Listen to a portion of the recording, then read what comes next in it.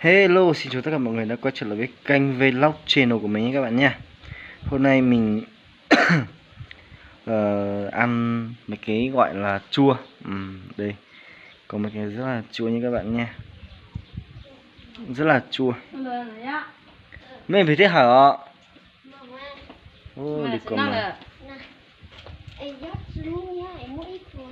Này, chúng mua chia thả mà. Tê lên với mà mua hết.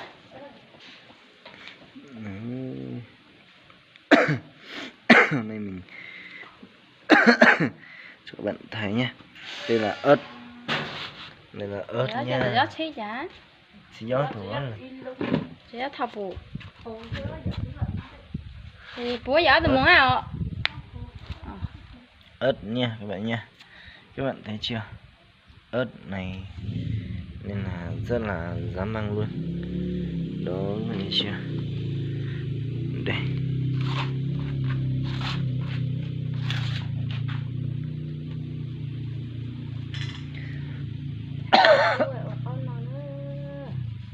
Nó câu nó nên chụp phun sữa đây.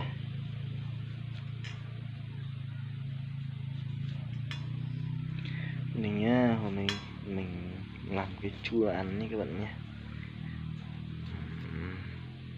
Nắng nóng này thèm chua lắm mọi người ạ.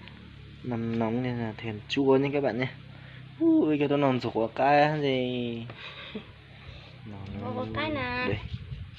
Có cái gì nhỉ? Có cái ạ.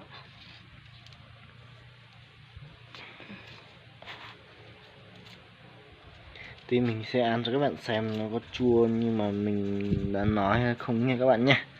Này là một cái chua thật sự luôn ở trên núi mình. Chua nhưng mà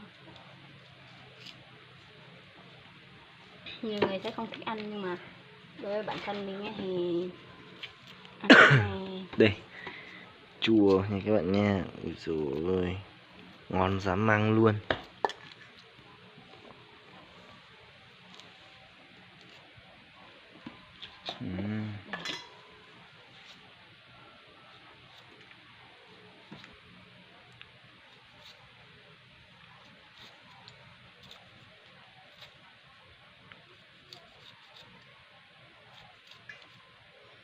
Chua này là chua trên miền núi vườn cao mình nhé các bạn nhé, ngon lắm luôn nhé. Chua mình thì trồng được nên là nó ngon. Có một cái ở trên bên bể em lấy nốt cái đấy à. Đây nha các bạn nha, mình sẽ ăn thêm một miếng. Đây cho các bạn xem gần gần đây. Chua là như vậy. Chua này ngon nhất luôn nhé.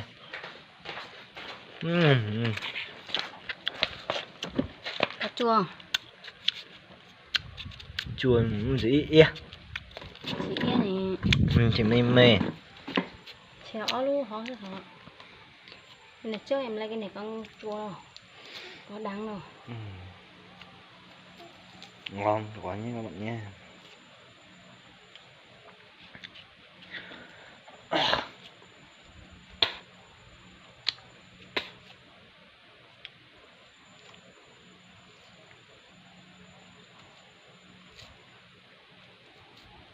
Ngày mai thứ sáu nhỉ? Nó chụp không sửa đây.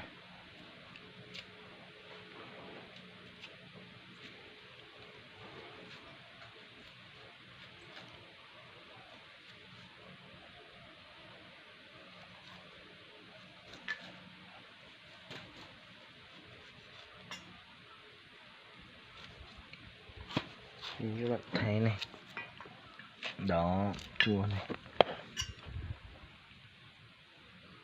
Sẽ bỏ mấy cái hạt này đi. Nhìn mà chảy nước miếng luôn. Sao mà cho là hổ cũng chín nào đâu. Em để một bên thôi. Chín nào cho có thêm. Sao mất theo số tin nó muốn chữ tầm mà nó hết chỉ đâu. Hình chữ Chua đấy nha các bạn nha. Mình thích ăn kiểu này cơ. Không cho mình không thích ăn nhưng mà mình lại thích ăn kiểu này. Trời ơi. Làm như này kiểu nó ngọt, nó chua chua cay cay ấy, ngon lắm. Giá mà có thêm một tí đường nữa thì chắc là càng ngon hơn. Nhưng mà nó không có đường ấy. Cho tí đường nó chua chua cay cay ngọt ngọt nó càng ngon. Ngon tuyệt vời luôn ấy.